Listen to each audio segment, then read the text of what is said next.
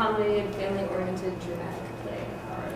Colin, can you read the structure one? Our ultimate purpose as physical educators should be to guide children into being physically active for a lifetime. Unstructured free time does not guide children into anything. With structure, proper supervision, and choice, the students can practice the skills they learn in education, increase the time they spend being physically active, and have a safe and social atmosphere on the playground. Yeah, so those are the basic schools of thought that people that do sports-based social skill development think of.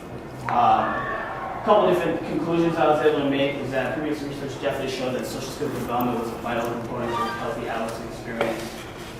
Students who don't develop at a proper level have struggled in and out of school in their social interactions and their academic movements, and has lifelong problems in terms of job retention, and there's previous information that showed that there's strong linkages to suicide and stuff like that. And that sports are an avenue for this to develop, especially team-based sports. But the big thing is that a lot of the research showed that structure is the best way to do it, especially having an adult model the skills you're trying to get these students to learn. Kind of carefully timed interventions or things like that. So basically, I found that the literature validated the review from the need for my study, because there was no set strategy or program that kind of was shown to maximize the results. So the methodology of my study was it lasted 6 weeks. The first week was unstructured, meaning the students created their own rules and teams. I only intervened in the case of extremely poor behavior or excessive physical play. And then the last 3 weeks were a structured period in which I implemented a round-robin tournament, so they played on the same teams every week. It was 6th versus 7th grade, which I found to have a pretty strong impact in the third week of the unstructured period when they chose to do it that way. And students didn't complain about the teams or anything like that, so I focused on that.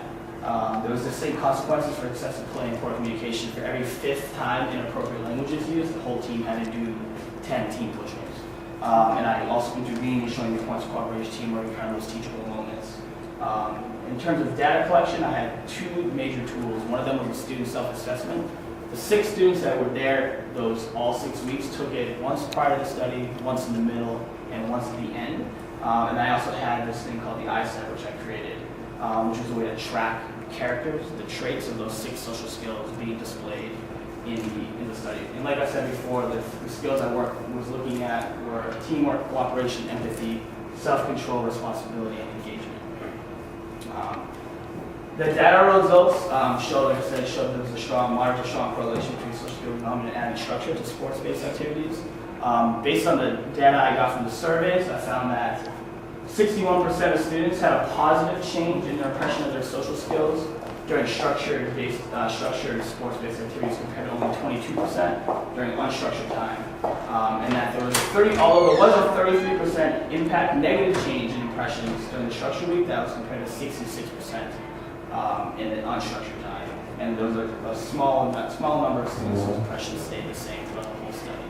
But the surveys overall showed that there was definitely a strong impact on that. This is from the individual assessment tool that I use to kind of monitor the traits of these social skills. So for communication, there was four gains made. There were communication, cooperation, self-control, and cooperation. I said that's what I'm sorry. The other was responsibility. So this is communication. As you can see, the amount of times that students mock teams or make fun of each other rapidly decreases. Pretty much throughout the whole study, except for week 3, but there's a very strong decline in the last 3 weeks, and it drops from 31 to 21. So some gains were made there. Cooperation, which is basically students showed a larger focus on individual skill versus teamwork. So there's times where I could tell that the students were only passing to the players that had a high amount of skill. And now that rather than utilizing the whole team, as you can see, it was pretty high in the first 2 weeks and it drops.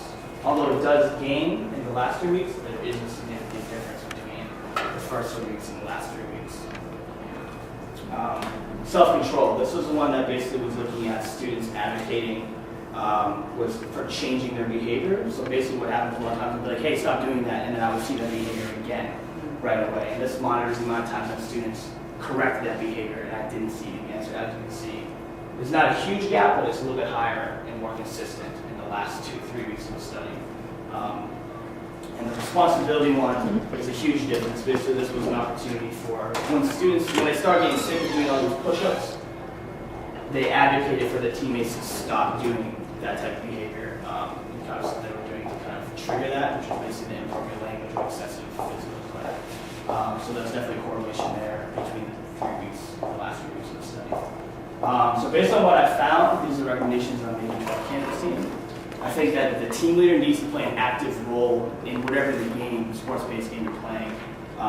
So interventions throughout the game, if you're playing, you can kind of intervene and kind of allows you to showcase why trades are more efficient and conflicts are important, but not only why they're important, but how to do them, how to model how that works. I think we should think about creating a round robin terms of those kind of in the game now, but kind of the idea of putting kids in the same team so they work together a lot, so they get to know each other personally, and they kind of interact on a more positive level, consistently, they get the chance to know each other, and also expand their own social networks. There should be very distinct consequences for when poor behavior is exhibited. I know we have the negative point system, but in terms of the game play, the game itself, I found that the push-up policy worked really well for students. So basically, the whole thing is to not have these our choice times, have a feeling of recess, which is kind of unstructured time where we just let them go and they do whatever they want. Definitely provide incentive systems for students to work together as intervening in moments. And also just allowing students to voice their frustrations with what's going on, but allowing them, showing them, modeling how to showcase that in a positive light, kind of making the best of the situation. And I think it'd really be worthwhile to invest a sports-based social studies curriculum for citizen schools. I think it would be a really great way to kind of do some of the stuff that we try to do in some of these other lessons, but in a sports-based atmosphere. But I also feel that structure is really important in all of our joint STEM activities, not just sports-based ones. I think having a very distinct set game plan which will allow us to kind of contribute to these things that we aspire to in apprenticeships and aim. So I think adding structure overall to anything that we do, even though it's choice time, I think it needs to be thoughtfully planned out on what we do and what it looks like. So that was my study, and that's pretty much what I found. Does anyone have any questions? With the one where they were passing to the students who tend to have more skill, do you think that part of the reason why that increased even after the structure was implemented might have been that the effect of them passing to those students was that the ball was dropped, or the kind of the play was interrupted? Yeah. Or do you think it was something that was they just stopped caring? You know what I mean? Right. I think basically